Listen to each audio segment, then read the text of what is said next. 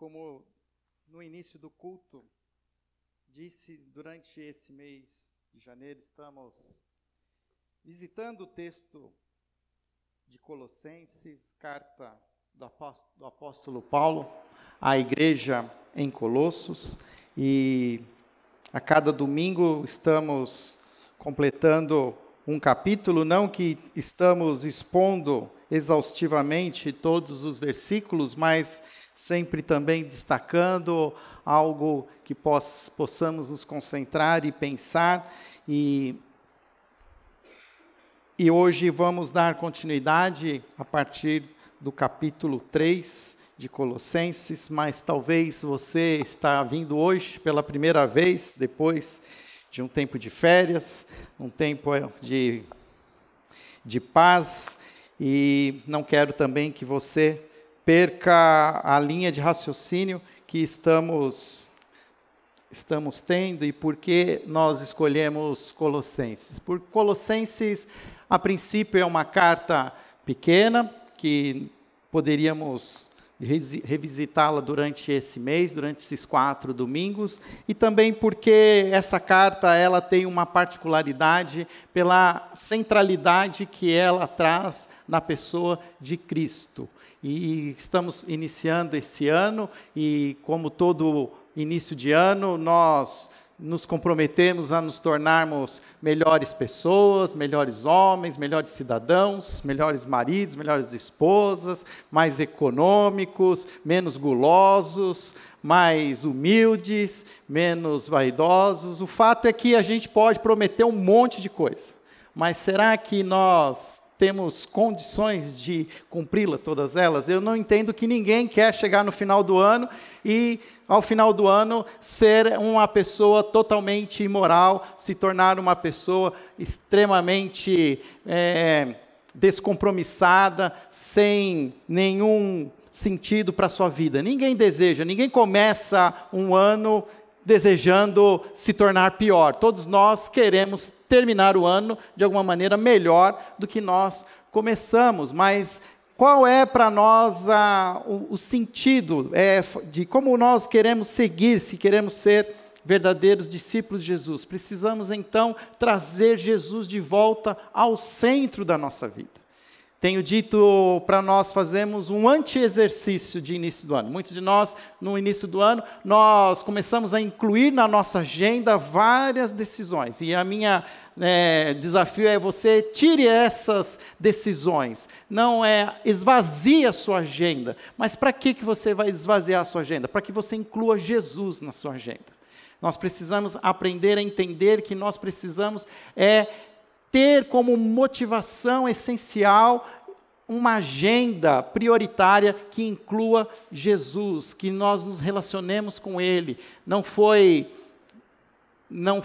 por coincidência que no último domingo do ano eu trouxe o Salmo 1, porque o Salmo 1 para mim também ele é um modelo, ele me traz ali um caminho que eu preciso buscar, que é de meditar na palavra de Deus de dia e de noite. E nós hoje, Salmos, ele era escrito no Antigo Testamento. Ali ainda não havia sido revelado toda a grandeza de Jesus. Hoje nós temos a revelação, nós vivemos pós-Cristo, nós temos condições de nos mergulharmos na presença de Cristo, meditar nas suas palavras de dia e de noite.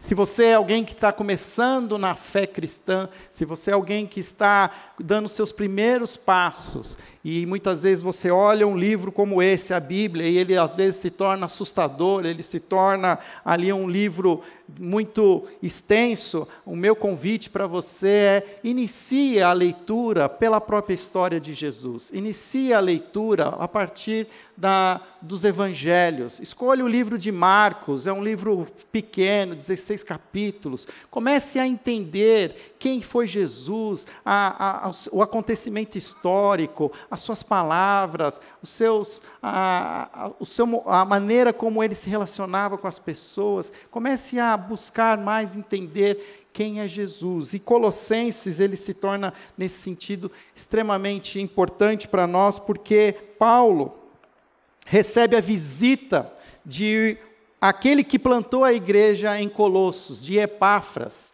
E Epáfras conta que uma das coisas que estava, de alguma maneira, assim, comprometendo a igreja era a própria falta de perseverança.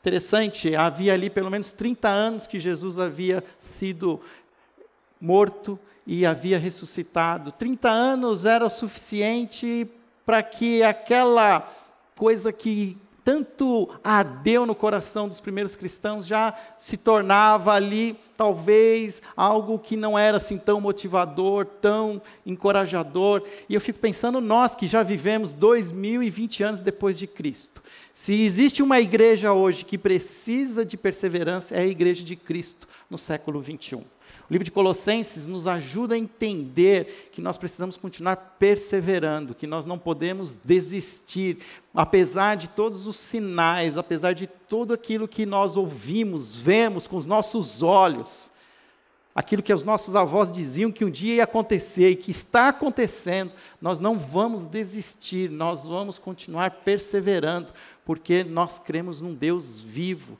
que está agindo em nosso meio. E Colossenses, então, é essa carta que Paulo envia para a igreja, dizendo, perseverem. E por que nós vamos perseverar? Isso tem tudo a ver com esse versículo que eu citei no nosso tempo de início de culto, porque ele nos resgatou do domínio das trevas e nos transportou para um reino, o reino do seu Filho, o reino do seu amor. Entender que nós já estamos vivendo num novo momento. Muitos de nós, na nossa expectativas, nós desanimamos porque nós sempre estamos querendo, esperamos por algo que vai acontecer e nós esquecemos do que já aconteceu. Nós precisamos ter essa consciência de que o reino de Deus, ele já está entre nós, ele não está totalmente consolidado. Ainda existem pessoas que ainda estão debaixo do império das trevas, mas a igreja de Jesus já pode viver nos dias de hoje o reino de Deus, o reino do seu amor. Eu lembro que, quando eu comecei a pensar nesse título, eu pensei muito em Guerra nas Estrelas, porque dá para ser um novo episódio, do império para o reino. A grande questão é que, até mesmo em Guerra nas Estrelas, às vezes a gente usa como uma metáfora para aqueles que são, né, os da força do bem e a força do mal, mas também não é isso. O reino de Deus é muito mais que isso, porque impérios, eles se colocam, eles sobrevivem pela sua força. Então, quando nós estamos assistindo o filme lá, e aí há um convite para que você faça parte, né, da força, ainda não é, você ainda continua debaixo de um império, você continua debaixo de algo que existe por causa da força, e nós somos chamados para vivermos livres do império. Nós somos chamados para viver debaixo de uma nova atmosfera, uma atmosfera onde o reino é marcado pelo amor. Em nós deve habitar o amor. Em nós somos chamados para vivermos um reino que ele tem um perfume diferente. Interessante que uma das outras maneiras, como a Bíblia, e ela é incrível nesse sentido, porque ela já mostrou isso há muito tempo, ela mostra essa mesma dinâmica no Velho Testamento, quando Israel é liberto do império de Faraó, e há um momento específico, onde depois das 10 pragas, a morte dos primogênitos, então definitivamente Faraó diz, leve o povo, saem daqui. Então Moisés leva todo o povo, e o povo experimenta do mover de Deus, abrindo o mar vermelho, e esse mar se abre, de repente Faraó se arrepende, manda que o seu exército corra atrás de Israel, e todos nós conhecemos essa história, já foi bem também produzida no cinema, e sabemos que o mar se fecha em torno do exército de Faraó, e então Israel se torna livre. Se torna livre, não está mais debaixo do império de Faraó, não está mais debaixo do subjugo. Israel agora não é mais escravo de ninguém. Israel agora é livre, livre para ser agora aquilo que Deus deseja, um novo povo, um povo escolhido por Deus, um povo que vai experimentar o que significa amar um ao outro, amar a Deus de todo o coração e ao próximo como a si mesmo.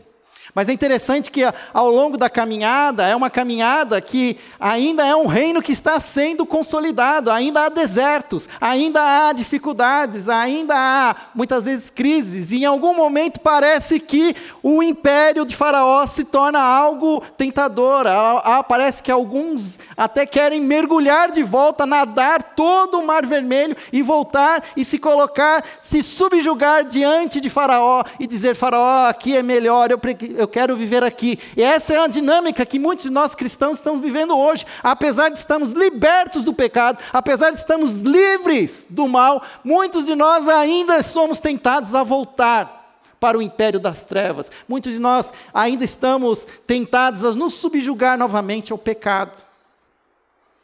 Mas é claro, a gente ainda vive diante de uma expectativa do já e do ainda não. Já estamos vivendo debaixo de um novo reino, mas ele não está todo consolidado. Por isso, há tensões. Por isso, Paulo, ele mostra claramente aquilo que nós precisamos relembrar da supremacia de Cristo. E todo o capítulo 1, ele é destacado, a supremacia de Cristo. Nós precisamos entender o que Jesus fez por nós, que ele nos resgatou desse império das trevas, nos transportou para o seu reino, redimiu-nos da nossa culpa, não há mais culpa sobre nós, porque Ele pagou o preço do pecado, nós temos agora liberdade de vida.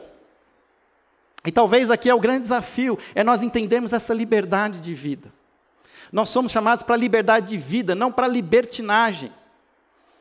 E o fato é que, se existe uma sociedade hoje que está vivendo em libertinagem, é a sociedade ocidental. A sociedade que foi influenciada tão fortemente pelo cristianismo, mas que parece que agora ela usa de um subterfúgio da liberdade para viver em libertinagem. E nós precisamos aprender a continuarmos vivendo livres, apesar da presença do pecado. Porque o pecado, ele não tem poder sobre nós, mas ele está presente.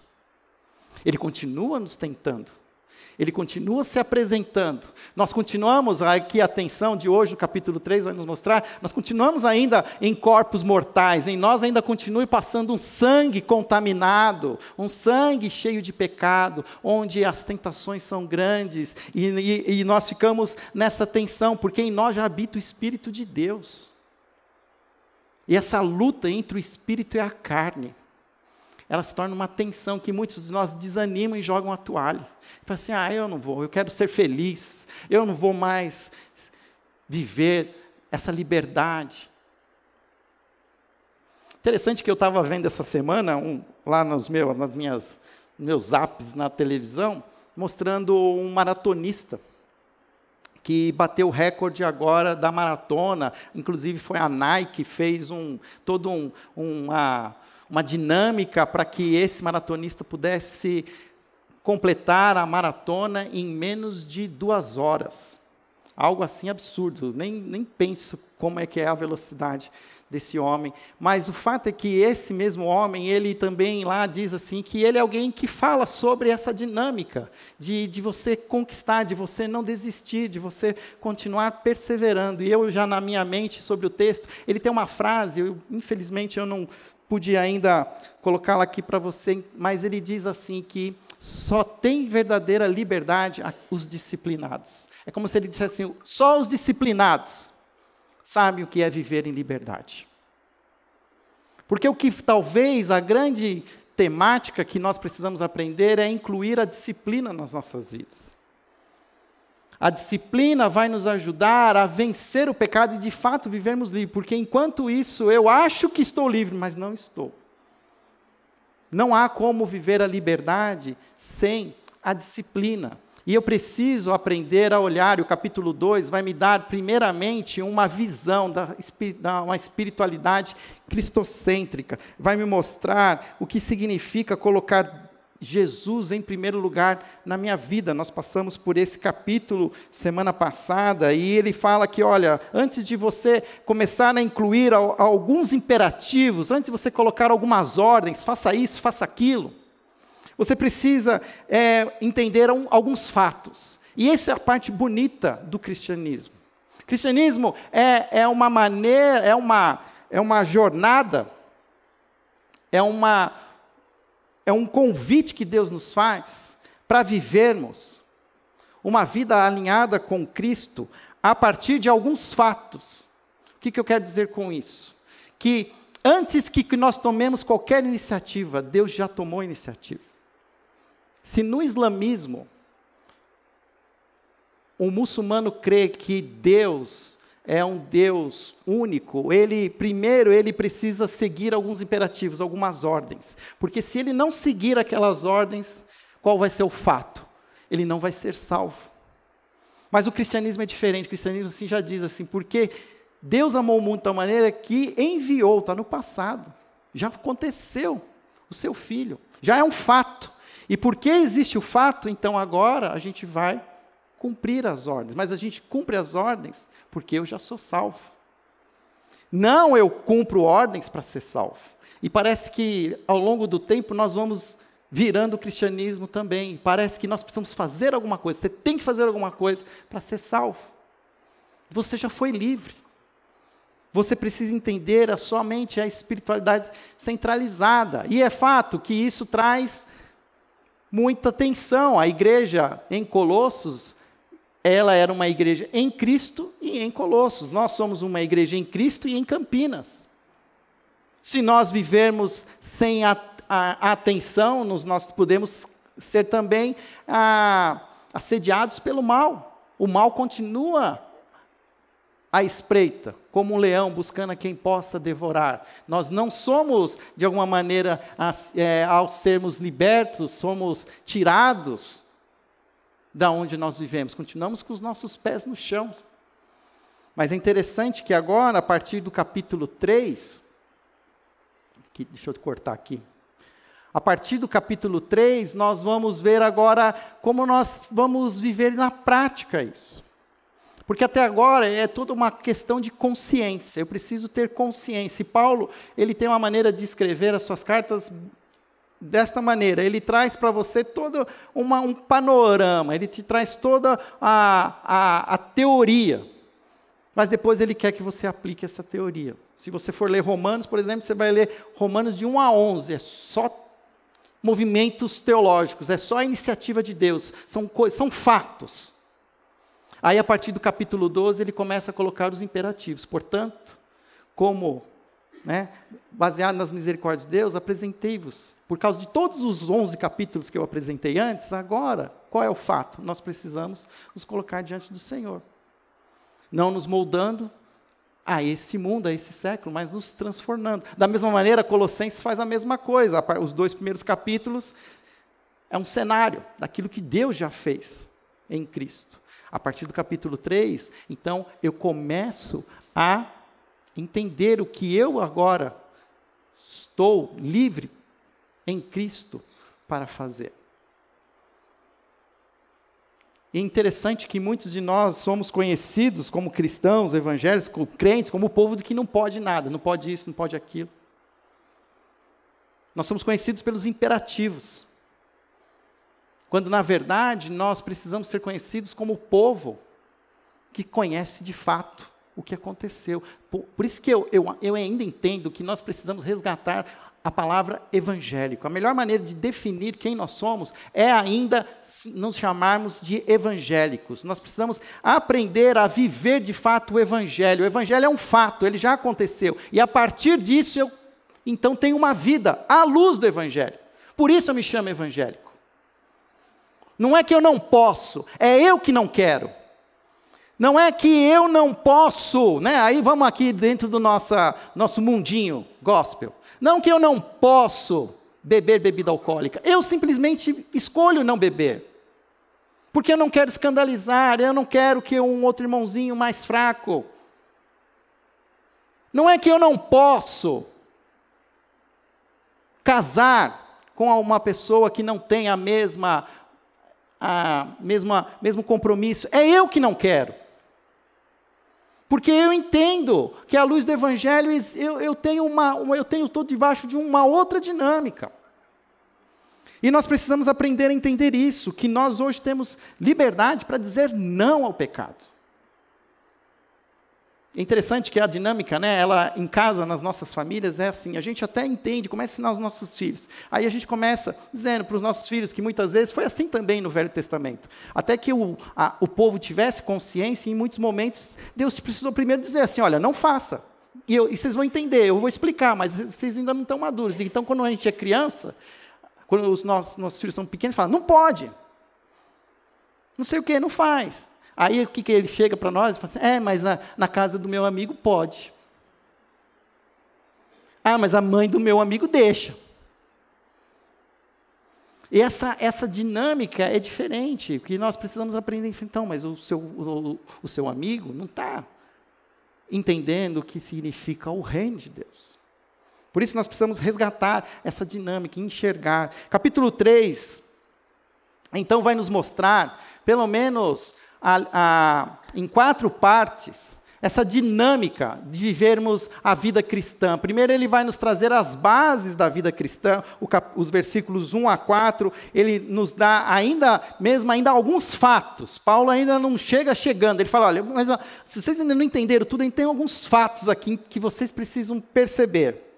A partir daí, então, ele começa a dizer, a partir do versículo 5 ao versículo 11, como essa vida, ela se aplica à minha vida. Aqui tem alguma coisa assim que faz parte do quem eu sou e do como eu devo. Não é o outro, sou eu. Porque, de novo, a gente olha muito para o outro. Aqui, Paulo, ele é bem consciente, fala assim, olha, olhe para você. Diante dessas bases da vida cristã, como você vive a vida? Essa liberdade que Deus te deu. Depois ele fala como nós precisamos nos relacionar com os nossos irmãos. E isso ele fala do versículo 12 ao versículo 17. Até que então no versículo 18, ele fala como deveríamos viver como família.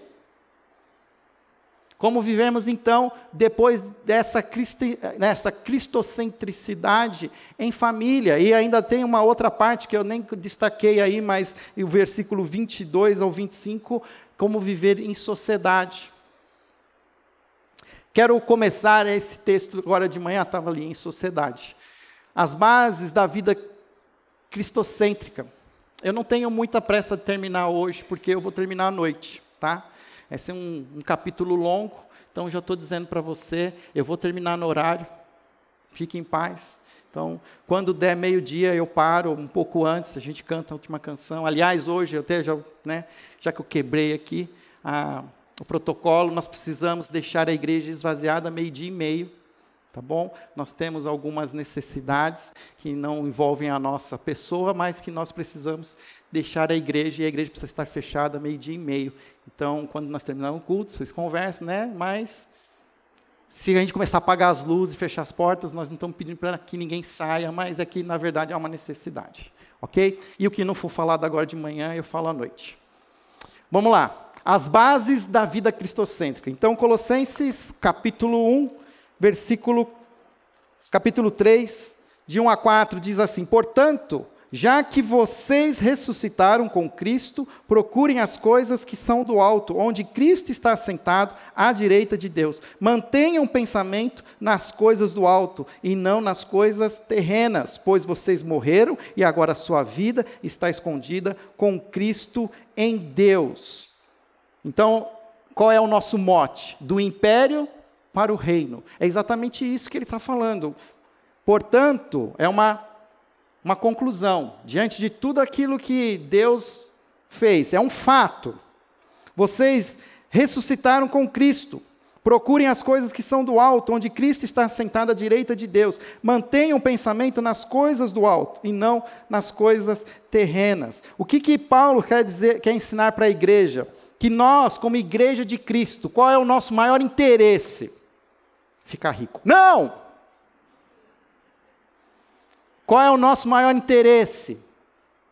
É Cristo. Mantenham as coisas que estão no alto. E aqui é uma coisa interessante, porque existe uma tradição cristã que traz à memória um Cristo sofredor, que nós trazemos à memória sempre que onde celebramos a ceia. para que possamos relembrar o nosso ponto de partida, onde tudo começou. Mas a nossa vida cristã presente, ela precisa resgatar a imagem do Cristo ressurreto, a imagem do alto. Aonde Cristo está? Abra sua Bíblia em Apocalipse, capítulo 19. Sim, Apocalipse, meus queridos. Apocalipse não é um livro para nos dar medo, é um livro para nos trazer esperança. É um livro que nos traz quem é Jesus hoje, qual é a imagem que ele tem. O Deus exaltado entre os seres celestiais. É isso que Paulo está querendo que nós entendamos. Nós precisamos viver à luz desse Cristo exaltado, com os pés em Campinas, mas com os nossos olhos fitos em Cristo exaltado. Versículo 1, capítulo 19, Apocalipse. Depois disso, ouvi nos céus algo semelhante à voz de uma grande multidão que exclamavam: Aleluia! A salvação, a glória e o poder pertencem ao nosso Deus, pois verdadeiros e justos são os seus juízos. Ele condenou a grande prostituta que corrompia a terra com a sua prostituição. Ele cobrou pelo sangue dos seus servos. E em mais de uma vez a multidão exclamou: Aleluia! A fumaça que dela vem sobe para todo sempre. Os 24 anciãos e os 4 seres viventes prostraram-se e adoraram a Deus que estava sentado no trono e exclamaram: Amém, Aleluia!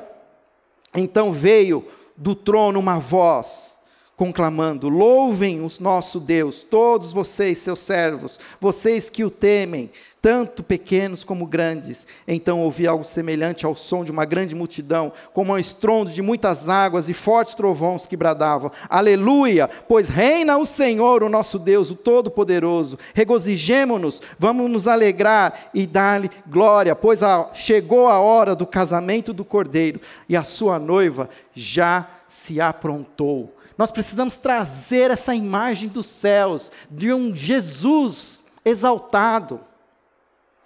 O texto de Colossenses diz que ele é a imagem do Deus invisível, aquilo que se é enxergado nas alturas, nos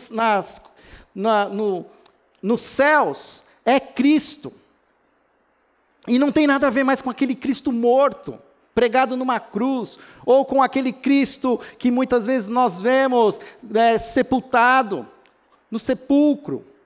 O que há aqui é um Deus glorioso, um Deus cósmico, onde os seres celestiais o adoram, o prostram, e estão na expectativa da revelação final da sua igreja para um grande casamento. Lembra o que Jesus muitas vezes ele dizia sobre a expectativa da vinda do Filho? A igreja precisa estar então com seus olhos no alto. Porque se a gente fica olhando para aqui para o chão, a gente fica desanimado. É de desanimar mesmo. É de querer morrer. É de querer desistir. Porque a hora que você acha que está indo, aí me vem com o secretário da cultura me fazendo aquela bobagem. Porque nossa esperança não está nas coisas da terra. Nós estamos olhando para o alto, para Cristo exaltado. E a história ela está indo para esse dia. E nós precisamos continuar olhando para lá, para Cristo, buscá-lo de todo o nosso coração. Por que quando Jesus ensina a gente a orar o Pai Nosso, a primeira coisa que Ele nos ensina é ajustar os nossos olhos, a nossa visão. Ele diz: Pai Nosso que está, ajustem os seus olhos para o alto. Pai Nosso que estás no céu, seja feita a tua vontade, assim na terra como nos céus. Seja feito, né? Pai Nosso que está nos céus, venha a nós o vosso reino. Que o teu reino venha sobre nós. Nós queremos que sim experimentar. Então, toda oração de um crente em Cristo Jesus é um movimento de olhar para o alto. É um movimento, por isso que nós fechamos os olhos de alguma maneira. Porque nós fechamos os olhos porque nós queremos parar de olhar para as coisas que estão ao nosso redor. Porque nós queremos nos concentrar nas coisas que estão no alto. Nós queremos nos colocar diante do altar desse grande Deus cósmico, soberano. Uma voz como a de trovão. Eu não sei quantos de vocês já tiveram oportunidade de ver uma catarata dos Niágara, catarata de Foz do Iguaçu. Mas Apocalipse fala que a voz do Senhor, ela é como de muitas cachoeiras. Essa voz de Deus é um estrondo, é algo tremendo, poderoso. É esse Deus que nós adoramos, que nós queremos nos curvar. É diante dele que nós nos colocamos, nós nos prostramos. Por quê? O Paulo fala isso claramente lá em Colossenses. Procurem as coisas do alto, onde Cristo está sentado à direita de Deus. Mantenham o pensamento nas coisas do alto e não nas coisas terrenas, pois vocês morreram e agora a sua vida está escondida em Cristo. E aqui é um grande dilema, porque a nossa vida é uma vida que está sendo revelada, mas ainda escondida. Porque nós vamos andar diante das nossas diversas situações, nosso dia a dia, e parece que nada mudou. As próprias pessoas também vão nos olhar e parece que é tudo igual. Porque a única diferença que tem entre os cristãos, os discípulos de Cristo e todas as outras pessoas é o selo do Espírito Santo. Nós somos selados. Nós já fomos transformados. Nosso espírito foi ressuscitado. Nosso espírito era morto. Nós já somos ressuscitados porque se eu atravessar a rua hoje aqui e passar um Scania por cima de mim, vocês vão enterrar o meu corpo, mas o meu espírito estará vivo. Porque eu creio nisso, eu creio que em mim já há um espírito imortal. Amanhã, daqueles que vêm de tradição católica, é o dia de um santo muito conhecido, chamado São Sebastião. Eu sei disso porque a cidade vizinha onde eu moro, amanhã não vai ter expediente, porque é dia de São Sebastião. Aí eu fui atrás da história de São Sebastião, porque ninguém é são por algum motivo. Né? São Sebastião foi um soldado romano. Foi um soldado que se tornou um homem de Deus, ele conheceu a palavra. Ele conheceu que existia um império que estava subjugando as pessoas, mas ele conheceu um reino que libertava as pessoas desse império. Ele chegou a ser o comandante da guarda pretoriana do imperador. Em alguns momentos ele era convocado para levar cristãos ao Coliseu para serem... E ele ia junto e pedia e ele, obedecendo ao imperador, ele ia trazendo esperança para aquelas pessoas, até que o imperador descobriu que ele era um cristão. O imperador chamou ele e pediu para que ele, então, negasse a sua fé em Cristo. E ele disse que não ia negar. E aí que acontece a história que diz que ele é levado para fora e que os seus soldados o matassem, e ele foi flechado. Só que a gente para a história aí. Diz que São Sebastião não morreu. Uma discípula de Jesus trouxe Sebastião de volta, cuidou dele e ele foi curado das suas feridas, das flechas. Agora, você acha que Sebastião ficou em paz? Não. Diz que ele pediu de novo uma audiência ao imperador. E disse que o imperador precisava parar de matar os cristãos. Aí o imperador falou, eu vou matar você. E dessa vez não vai ter escapatória. Diz que assim que mandou bater nele até ele morrer, e jogou ele no esgoto, para que não pudesse nem ser resgatado do seu corpo, para que ele não virasse Marte. Por que eu estou contando essa história? Porque Sebastião sabia quem ele era em Cristo Jesus. Você pode matar o meu corpo, mas o meu espírito é do Senhor Jesus. É isso que a gente precisa fazer.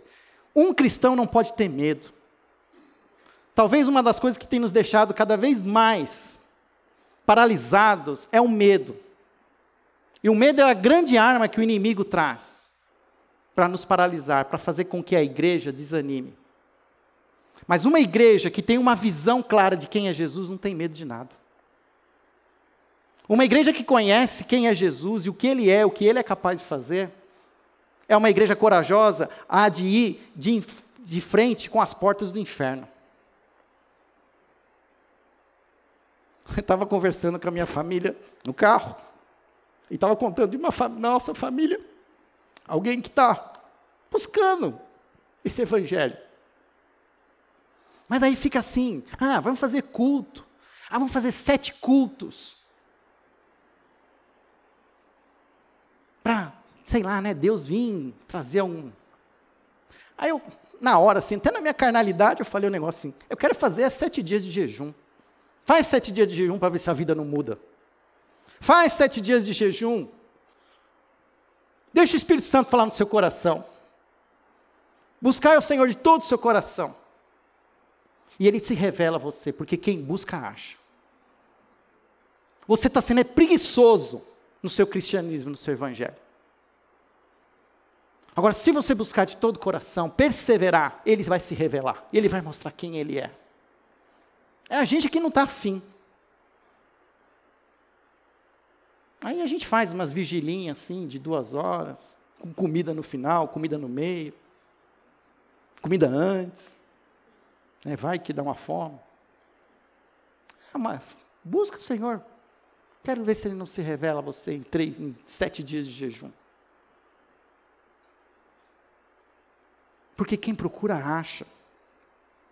Se nós entendermos essas bases, então, a minha vida em Cristo, ela muda. Versículo 5 vai dizer o seguinte: assim façam morrer tudo que pertence à natureza terrena de vocês: imoralidade sexual, impureza, paixão, desejos maus e ganância, que é idolatria, e por causa dessas coisas que vem a ira de Deus sobre os que vivem na desobediência, as quais vocês praticaram no passado, quando costumavam viver nelas, mas agora abandonem todas essas coisas: iras, indignação, maldade, maledicência e linguagem decente no falar. Não mintam uns aos outros, visto que vocês já se despiram do velho homem com as suas práticas e se revestiram do novo, o qual está sendo renovado em conhecimento, à imagem de Deus. Nessa nova vida já não há diferença entre grego e judeu, circunciso e incircunciso, bárbaro ou cita, escravo e livre, mas Cristo é tudo e está em todos. O que significa isso? Que nós precisamos entender como o pecado, ele atua nas nossas vidas. E aqui Paulo, ele traz pelo menos 5 maneiras como nós somos assediados pelo pecado. Interessante que das 5, 3 tem a ver com sexualidade. Ele fala em morrer para a imoralidade sexual, para a impureza e para a paixão. O que significa isso? Imoralidade sexual é prostituição, é a prática sexual fora do casamento, daquilo que Deus deseja que seja a vida do homem e da mulher. Como é que eu sei disso? Porque está em Gênesis. Portanto, o homem deixará pai e mãe e se unirá à sua mulher, e os 2 se tornarão uma só carne. Jesus repete isso. Paulo repete o mesmo versículo, Gênesis 3, 24. Qual é a proposta de Deus para a vida sexual de um homem e de uma mulher, discípulos de Jesus? É uma vida sexual dentro de um casamento. E aí temos que agora, inclusive, o óbvio tem que ser dito, heterossexual. Portanto, o homem unirá a sua mulher. E os 2 tornarão uma só carne. Qualquer atividade sexual fora desse padrão de Gênesis 3, 24 é prostituição. E ele não fala só de prostituição, mas ele fala também de impureza. O que é impureza? Impureza tem a ver também com pornografia. São uma sexualidade deturpada. Eu não consumo a sexualidade de forma carnal, mas eu a consumo. Eu consumo da sexualidade de uma maneira deturpada. Pornografia é uma maneira de fazer assim.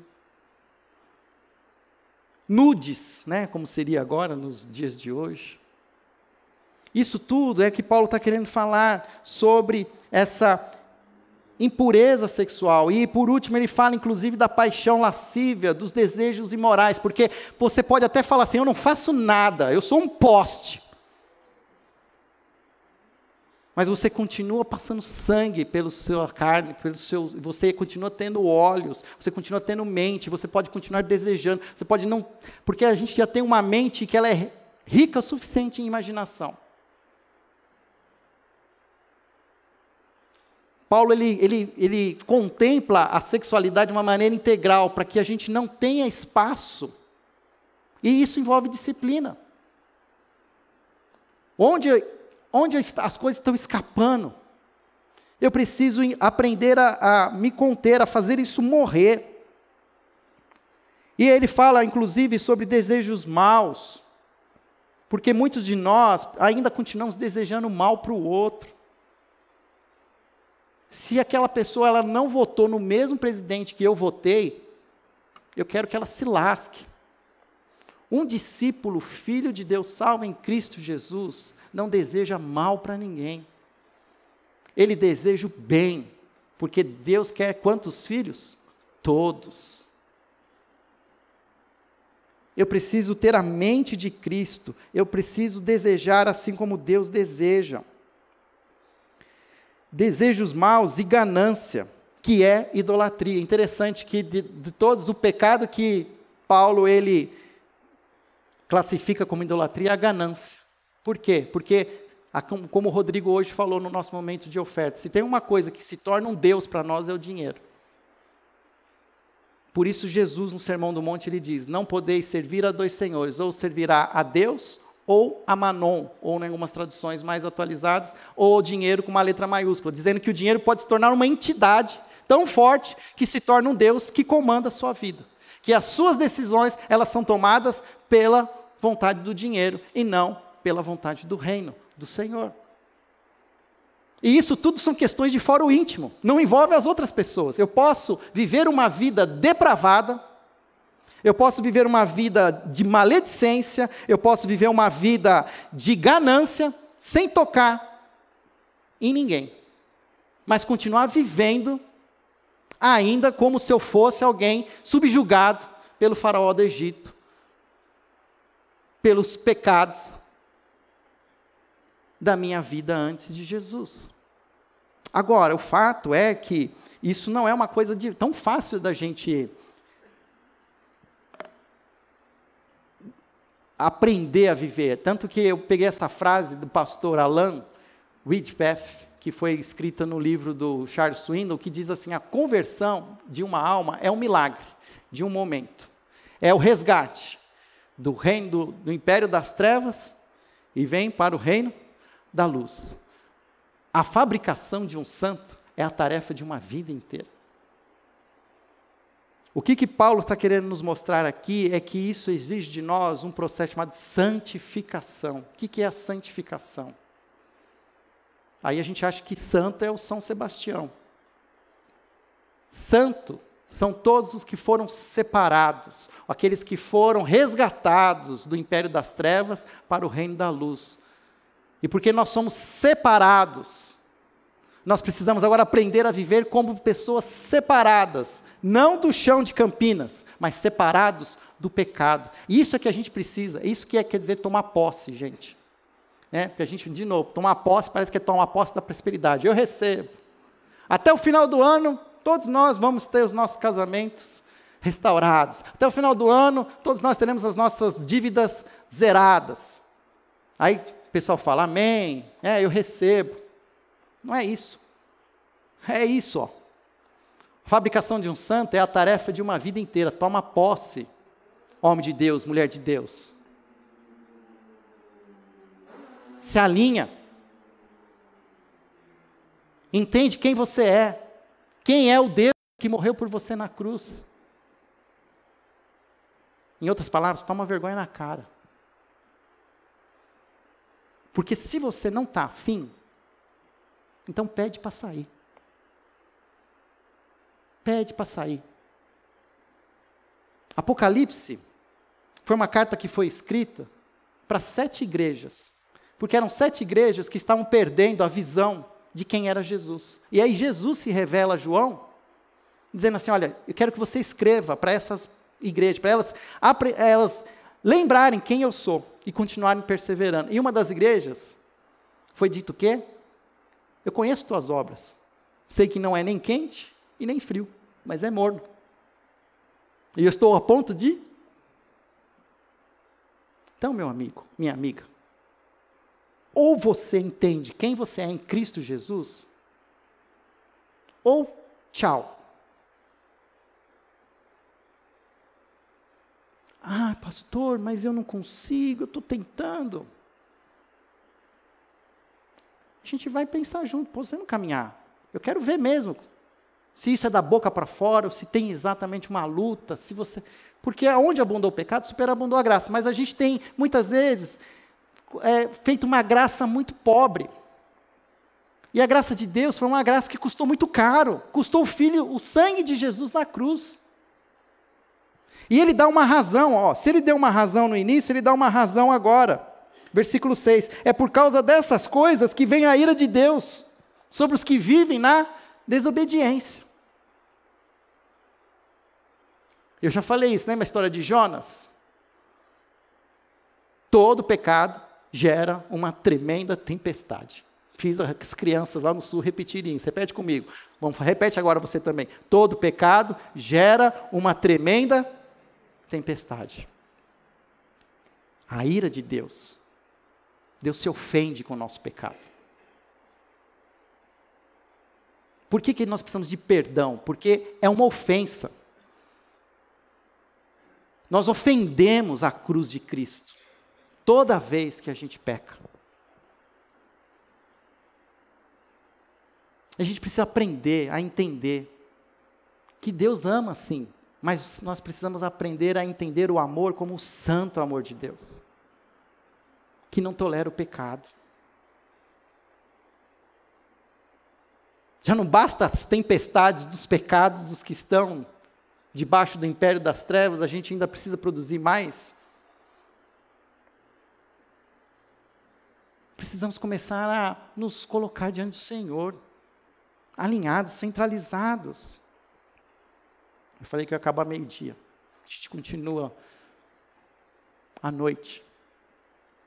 Mas o fato é que eu quero que você entenda, olhando para essas 5 manifestações de pecado, prostituição, impureza, paixão lascívia, desejos maus, avareza. Em qual delas hoje é aquela com qual você mais luta? E eu não vou acreditar que você não tem problema com nenhuma delas. Porque nós temos, olha, ele vai continuar, ele vai dizendo, abandone essas coisas, versículo 8, ira, indignação, maldade, maledicência, linguagem decente no falar, não mintam aos outros, visto que vocês já se despiram do velho homem com as suas práticas.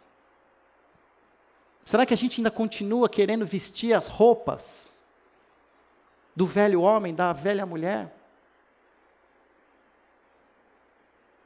Quando a gente chega em casa, eu lembro que eu trabalhava no centro de São Paulo, e eu pegava o metrô, a Praça da Sé. Eu ainda tinha benefício que eu ia para a Zona Sul, eu pegava a linha azul, não pegava a linha vermelha, que vai para a Zona Leste, mas pensa num lugar abafado, pensa você segura naquele negócio do metrô, está tudo melado, já com o DNA de várias pessoas ali, que você volta para casa, você volta assim, com as mãos assim, não querendo tocar em nada, abre o portão da portaria assim. Você chega em casa, você quer tomar um banho, você quer se limpar, você quer tirar toda aquela sujeira, com exceção dos adolescentes, que continuam querendo ficar com a mesma roupa, que ficaram o dia inteiro fora. Mas é isso que a gente precisa ter um certo nojo do pecado, e porque a gente muitas vezes, eu não estou dizendo que a gente não vai cair em tentação, mas qual era a grande diferença entre Davi e Saul? É porque Davi caía em consciência, pequei Senhor, pequei contra ti pequei contra o teu espírito. A gente precisa ter essa noção,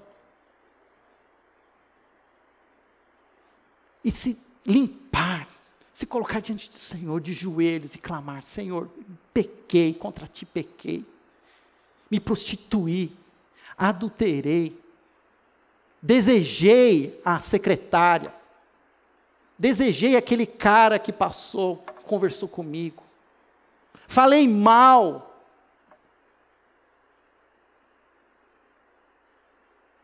estou gastando dinheiro com coisas supérfluas. Qual é o seu pecado? Qual é o seu pecado? Qual é a roupa que você continua guardando? Qual é a roupa suja que você precisa jogar fora?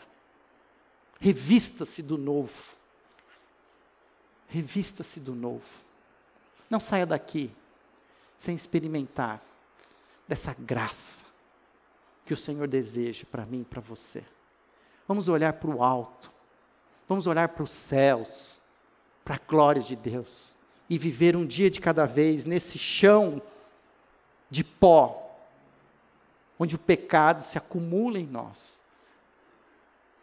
Na expectativa da revelação dos filhos da luz. Feche seus olhos, vamos orar juntos. Pai querido, nós nos colocamos diante de Ti, ó Pai, clamando pela Tua graça sobre as nossas vidas.